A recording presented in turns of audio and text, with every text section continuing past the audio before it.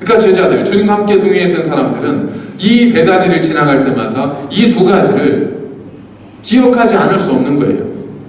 예수님께서 그들을 데리고 베다니로 가셨습니다. 당연히 그들의 머리에는 뭐가 떠올라요? 죽은 나사로를 살리신 예수님 모습이 떠오르고, 또 마리아를 통해서 주님에 대한 예비 장례식을 치렀던 그 장면이 떠오르는 거죠. 이것이 머릿속에서 오버랩이 되는 겁니다. 그러면서 누구를 봐요? 예수님을 보는 거예요. 근데 그분이 누구예요? 죽은 자를 살리시고 십자가에 돌아가신 분이에요. 그러나 이제는 그분이 직접 부활하셔서 모든 죽음을 이기시고 이곳에 서 계신 거예요. 그러니까 주님이 부활이고 주님이 생명이고 주님이 모든 것이라는 것을 바로 이 베다니 언덕 위에서 주님께서는 모든 제자들에게 몸으로, 시간으로, 공간으로 그들에게 지금 보여주고 있는 겁니다. 그러니까 제자들은 이 베다니에서 바로 이와 같은 부활과 예수님의 죽음을 이기고 부활하신 예수님의 영원한 부활의 주 되심을 그들이 기억할 수 있게 만드셨다는 것. 또 다른 하나의 의미가 있습니다. 베다니는 예루살렘에서 3km 떨어져 있는 곳이 왜 떨어져 있을까요? 그만큼 외졌다는 겁니다. 멀리 떨어져 있는 건 아니었어요. 그만큼 성으로부터 웬만큼 격리되어 있는 거예요. 왜 그랬을까요? 변변치 않았기 때문에 그렇습니다. 그래서 거기는 누구도 살았었냐면 그 난영 환자였던 시몬의 집이 바로 거기에 있었습니다. 그러니까 베다니는 정말 가난한 동네였어요. 베다니는 힘없는 사람들이 사는 그러한 동네였다는 겁니다. 주님은 그곳에서 주님의 마지막 발걸음을 디디셨습니다. 그러고 보면 예수님께서 이 땅에 오실 때도 주님은 어디에서? 베들레헴, 마구간에서 주님은 이 땅에 첫 몸을 누이셨고, 마지막도 주님은 예루살렘에서 떨어진 베단이라고 하는 그곳에서 주님께서 제자들과 함께 마지막 인사를 나누셨습니다. 누가복음은 이러한 예수님의 성경 전체가 예수님의 삶과 죽음을 통해 의도하고 있는 분명한 사실을 우리에게 전해주고 있습니다. 그러나 예수님의 죽음과 떠남이라고 하는 어찌 보면 불편할 수밖에 없는 슬픈 소식이지만, 그러나 성경을 보시면 누가복음의 첫 장은 뭘로 시작이 되냐면 세례 요한과 예수님의 잉태 소식이 전해지게 되죠. 그래서 마리아의 찬가가 울려 퍼집니다. 그리고 누가복음의 마지막 예수님의 승천하신 목격한 주의 제자들이 그 말씀대로 예루살렘 성에 머물면서 거기서 하나님을 경배하는 모습으로 성경의 누가복음의 마지막을 찍습니다. 누가복음은 하나님에 대한 찬양으로 시작해서 하나님에 대한 찬양으로 마치고 있습니다. 우리가 보기에는 가난한 곳에서 오셔서 가난하게 떠나신 예수님이지만, 그러나 이 누가가, 하나님께서 누가를 통해서 우리에게 전하고 하셨던 것은 바로 그 가난한 곳에 오셔서 가난한 곳으로 떠나신 그 예수님에 대한 영원한 찬송과 찬양이 마땅히 이 땅에서 울려 퍼져야 하고 그렇게 될 것임을 성경 우리에게 장소를 통해서 그 의미를 전달해주고 있다는 겁니다. 근데 우리가 좋아하는 말씀 가운데 하나가 바로 욥기 8장 7절이지 않습니까? 내 시작은 미약하였으나 내 나중은 힘이 참되하리라. 이건 사실은 욥이 했던 말도 아니에요. 욥의 친구가 욥을 꾸짖으면서 했던 말이긴 한데 우리가 그걸 감동적으로 받아들입니다. 그럴 수 있다고 생각을 합니다. 그리고 그런 인생을 우리는 감동적 인생이라고 생각을 하죠. 그래서 정말 어려운 중에, 가난한 중에, 힘겨운 중에 자신의 삶을 계획하고 꿈을 꾸어서 나중에 성공한 사람들, 이 사람들을 가르쳐서 인생의 성공의 신화를 이루었다고 하면서 그들의 삶을 존경에 맞이하지 않지 않습니까? 자, 그렇다면 예수님께서 이 땅에 오실 때 말구유라고 하는 정말 작은 미천한 곳, 약한 곳에서 오셨다면 그래도 감동의 스토리가 되기 위해서는 예수님의 떠나시는 곳은 어때야 되겠어요? 그래도 좀 그럴듯하면, 얼마나 감동적인 이야기가 되겠어요? 그런 것이라면 여러분 한번 생각해 보세요. 여러분들이 시나리오를 쓰는 사람이라면 예수님의 시작은 참 미약한 베들레헴의 말구에서 오셨어요.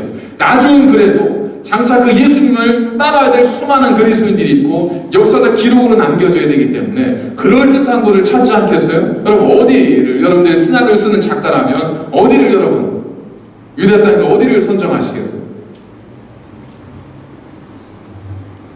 뭐 생각이 다 다를 수 있겠지만 예루살렘이죠. 지금도 중동에서는 그 미 대통령이 예루살렘을 이스라엘의 수도라고 이렇게 천명하면서 지금 유혈 사태가 벌어지고 있지 않습니까? 우리가 생각하는 그러한 이 예루살렘의 이미지와 그들이 생각하는 예루살렘은 천지차이입니다. 우리는 예루살렘 그냥 성경에 기록되어 있는 장소이지만 그들의 예루살렘은 정말 포기할 수 없는 성지죠. 당연히 예수님이라면 오실 때는 비록 베들레헴의 마구간에 오셨다 할지라도 나중에 가실 때는 예루살렘 아름다운 그 성전에서 그 십자가 종탑이 보이는 그 성전에서, 물론 그때는 이제 십자가가 없었어요. 그러니까 이건 제가 이제 갔어야 되는 거예요. 그 예루살렘 성전 꼭대기에서 예수님이 찬란하게 올라가는 그 모습, 이 모습이 그래야 참 아름답고 감동적인데 예수님은 그렇게 하지 않으셨습니다. 오히려 그들을 이끌고 예루살렘에서 일부러 나오셨어요. 그래 그들을 데리고 베다니로 가셨어요. 그리고 베다니에서 그 언덕에서 예수님은 마지막 이 땅에서의 제자들과의 이별을 고하십니다. 그렇다면 지금까지 이 얘기만 들어봐도 분명 주님께서 베다니를 선택하신 목적이 분명히 있지 않겠어요? 그죠? 주님께서 그곳으로 제자를 데리고 가신 이유가 분명히 있지 않겠습니까? 그 이유가 뭘까 하는 거죠. 그걸 알아야 우리가 주님의 승천을 기념하고 주님 오심을 준비하면서 그 주님을 기쁘게 주님 마음과 하나 되어 맞이할 수 있지 않겠습니까? 바로 오늘은 그 이야기를 간단히 나눠보도록 하겠습니다. 그걸 알기 위해서는 주님께서 베다니에서 제자를 데려가서 그곳에 뭘 하셨는지를 보면 되죠. 여러분 만약에 여러분들이 인생의 마지막을 보내시게 되는데 그 마지막 순간에 가족을 불러 모았다. 뭐 일반적인 일이긴 하지만 가족을 불러 모아서 자녀들 머리에 주의 이름으로 축복을 하고 기도를 했다. 무슨 의미겠어요? 그 마음에 하나님에 대한 온전한 신앙, 그죠? 주의 이름을 축복하고 싶어하는 그 아버지의 하나님을 경외하는 마음이 느껴지잖아요. 마지막 순간에 한번 마지막으로 세상에 제일 좋은데 제일 맛있는 거 이거 한번 먹고 죽어보자 라고 한다면 그것 속에 그 사람 마음에 중요한 것이 무엇인지가 드러나는 거죠. 어떤 분은 이제 직감하고 나서 자기와 관계를 맺었던 많은 사람들에게 전화를 걸어서 죄송하다고 이렇게 전화하시는 분도 있죠.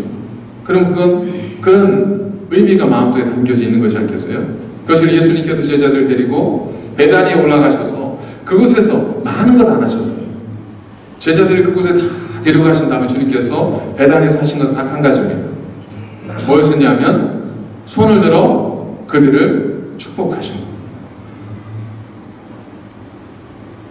예수님께서 이 땅에서 마지막 이 땅을 떠나시기 전에 마지막 행하신 것이 뭐냐면 그 주변에 모든 주의 제자들을, 다시 말하면 지금 우리들을 축복하신 거. 이것이 주님께서 이 땅에서 마지막으로 하신 일입니다. 야, 나 가니까 너 똑바로 해. 너 이렇게 해야 돼. 너 이거 해야 돼. 이게 아니에요. 물론 구체적으로 들어가 사도행전에서는 성경의 명령을 주시기도 하지만 주님께서 이 땅에서 마지막으로 제자들과 우리를 위해 하신 것은 우리를 축복하는 거예요. 여러분, 우리는 이처럼 주님께서 마지막 순간에까지 축복하실 만큼 사랑하셨던 존재가 우리예요. 주님께서 마지막까지도 그 손을 놓지 않기 위해서 붙들고 계셨던 분들이 여러분입니다. 그 안에 어떤 사람들이 있었을까요? 예수님은 얼마 전에 모든 사람들보다 높은 곳에 서신 적이 있어요. 그게 어디였죠? 십자가입니다. 십자가. 여러분 말 타보신 적 있으시죠? 말 옆에서 보면 뭐 그 높이 뭐가 대단하겠어요. 하지만 말 등에 올라가 보면 그럼 이건 생각과 다르잖아요. 그죠? 그것처럼 주님께서 십자가 위에서 다른 사람 머리 위에 올라가서 사람들을 가장 높은 곳에서 내려다 보신 적이 있었어요. 아프셔서 뭐 정신이 있으셨겠습니까마는 그래도 그곳에서 주님께서 사람들 보셨지 않겠습니까? 누굴 봤을까요? 쟤는 이 자리에 왔어야 되는데 찾아보니까 그 얼굴이 없는 거죠. 야, 벌써 도망쳤구나. 저기 보니까 반가운 얼굴인데 야, 그래도 쟤는 이 자리를 지키는구나. 근데 지금 가네? 조금 더 있어주지. 야, 저 친구는 생각을 못했는데 마지막까지 나와 함께 있는구나. 주님께서 높은 곳에서 이걸 다 보셨을 수 있지 않았겠습니까? 주님을 배신했던 자도 있었고 도망쳤던 자도 있었고 가장 먼저 뛰어갔던 자도 있었고 마지막까지 주님 곁에 머물렀던 자도 있었고 그 수많은 사람들이 다 있었잖아요. 주님은 그들을 마지막 주님 발 앞에 모아두고 그들을 향해서 손을 들어서 축복하셨습니다. 여러분, 우리가 아무리 힘겹고 아무리 어렵고 세상에 나를 인정해주는 사람이 없다 할지라도 여러분 이걸 기억하십시오.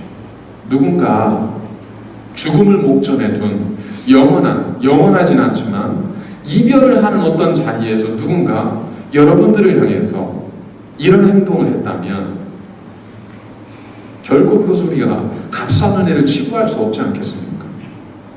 주님은 승천하시고 재림하시기까지 우리와 몸으로 이별하시면서 우리를 위해서 축복하시는 것을 그분의 마지막 일로 삼으셨습니다.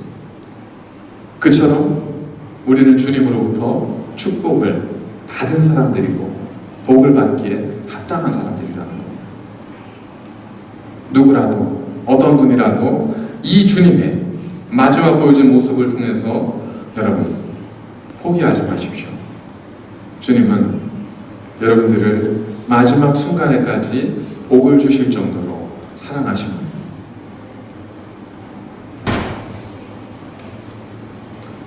한 가지만 더 생각하겠습니다. 그거라면 왜 굳이 예루살렘이 아니고 베단이었을까? 그거라면 뭐 예루살렘에서 해도 이렇게 딱히 오히려 예루살렘에 하면 거기는 누가 있죠? 자기를 십자가에 못 박았던 지도자들이 있는 곳 아니에요. 그곳에서 오히려 그들을 품으면서 주님께 기도하셨으면 오히려 더 넉넉한 모습도 보이셨을 텐데 주님께서 그러지 않으셨어요. 아마 노이로제가 있었을까요? 예루살렘에 대해서? 근데 그러지 않죠. 지난주에 말씀 나눴던 49절을 보니까 예수님께서 분명히 제자들에게 말씀하십니다. 너희는 위로부터 능력으로 입혀질 때까지 이 성에 머물라. 이 성은 곧 예루살렘이에요. 예수님께서는 반드시 하나님의 능력이 예루살렘에 임할 것을 약속하셨습니다.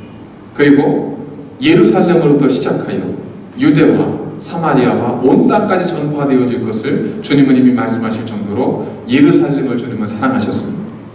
그런데도 주님은 예루살렘이 아닌 베다니를 선택하셔서 제자들과 그곳에서 마지막 이별을 고하셨습니다. 말씀드린 것처럼 베다니는 가난한 사람들이 사는 곳입니다. 예루살렘은 성전이 있는 곳이에요. 자, 그러면 이것이 의미는 뭘까? 교회로 설명되어 줄 수 있는 예루살렘, 성전은 어떤 곳인가? 그것은 하나님의 능력이 비올 때까지 기도하고 예배하고 하나님의 말씀을 나누는 곳입니다. 그리고 성전은 하나님의 교회는 하나님의 능력이 하나님의 성령의 기름 부으심이 능력으로 임하는 것이 그것이 성전 예배 교회당이에요. 그래서 이 교회는 하나님께서 능력을 주실 때 가장 먼저 가장 상징적으로 하나님의 능력을 불의 혀같이 바다의 물같이 부어주는 것이 바로 교회입니다. 그럼 교회 밖은 주지 않나요? 아니요. 마찬가지로 주실 수 있습니다. 그러나 주님께서는 하나님께서는 상징적으로 하나님의 이름이 기념되어 이곳을 사랑하시면서 이곳에 하나님의 거룩한 능력이 임할 것을 말씀하신 것이에요. 교회는 하나님의 능력을 경험하는 곳입니다.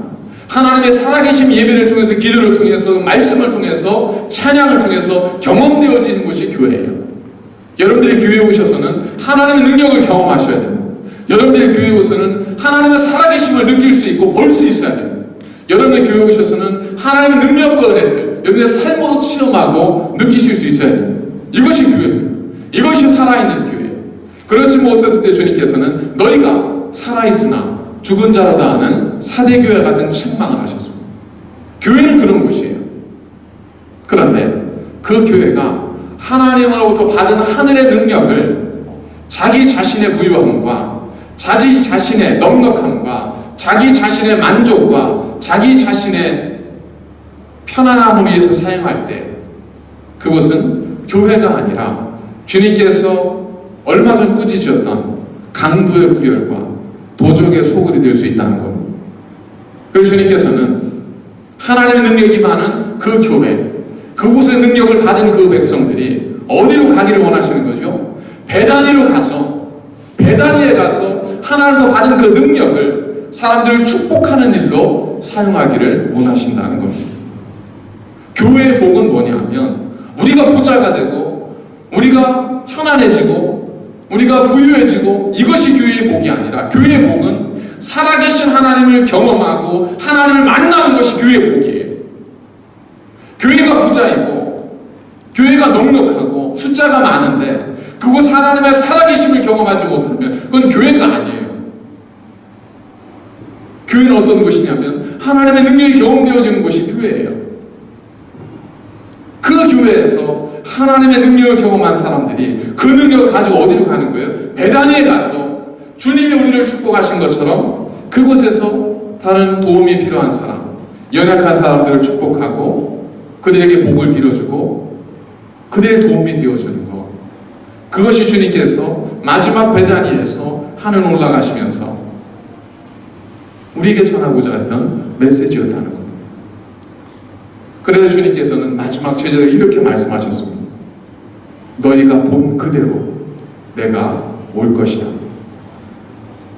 제자들이 예수님을 어디에서 봤죠? 승천하시는 것? 베다니에서 봤습니다. 그곳은 가난한 곳이고 우리의 삶의 현장이 있는 곳이에요. 우리가 예수님의 재림하심을 어디에서 볼까요? 바로 그것입니다. 여러분들이 지금 사는 곳입니다. 여러분들이 치열하게 살아가는 그곳이 예수님의 재림을 경험할 현장입니다. 여러분과 함께 있는 모든 이들과 함께 주님은 재림하셔서 우리를 영원한 하나님의 나라로 이끌어 가실 것입니다. 거룩한 교회에 모여서 여기가 좋사오니 우리는 저들과 달라. 우리는 넉넉해. 우리는 부자야. 우리는 부유해. 우리는 부족함이 없어. 이것이 아니라 주님이 보여준 모습은 그 능력을 입은 자들이 베다니에서 가난한 자들과 함께 주님의 사랑을 전하고 그들을 축복하는 모습을 주님께서 보이셨기에 주님은 그러한 사람들을 찾아오시고 그러한 모습 위에 주님의 임재하심을 보이시면서 그들을 영원한 하나님의 자녀로 데리고 가시겠다는 겁니다. 이제 8일이면 예수님께서 이 땅에 오신 성탄절입니다. 주님께서 베들레헴 마구간에 오셨던 것처럼 주님은 가난한 자들의 동네인 베다니에서 하늘로 올라가셨습니다. 이것이 주님의 이 땅에 오심과 이 땅을 떠나시는 모습이에요. 그것이 주님의 마음임을 우리가 기억한다면 우리가 어떤 마음으로 성탄을 준비하고 어떤 마음으로 주님의 재림을 준비해야 될지는 너무나 자명해집니다. 우리의 만족이 아니라 하나님 기뻐하시는 그 뜻을 위하여 주님을 기억하고 주님 위해 살아갈 때 그것이 하나님 기뻐하시는 영광된 삶이요 주님의 이름이 기념되어지는 거룩한 주의 백성들의 삶이 될 수 있다는 겁니다. 그와 같은 2017년에 아름다운 성탄 되시길 주의 이름으로 간절히 축원을 드립니다. 기도하시겠습니다. 거룩하신 아버지 하나님 감사를 드립니다. 주님께서 가신 그대로 또한 오시겠다고 약속하신 것처럼 우리가 받은 능력을 나를 위해 채우고 나를 위해 붙고 나를 위해 세우는 자가 되지 않게 하시고, 주님께서 그 제자들을 축복하신 것처럼 우리 또한 나보다 더 도움이 필요한 자들을 축복하며 그들을 위해 기도하며 그들을 도우며 살아갈 수 있는 주님의 오심과 그 부활과 그 다시 오심을 참으로 기억하는 참된 그리스도인의 삶이 되게 하시고, 그런 주님의 교회가 되게 하여 주옵소서. 예수님의 이름으로 기도드립니다. 아멘.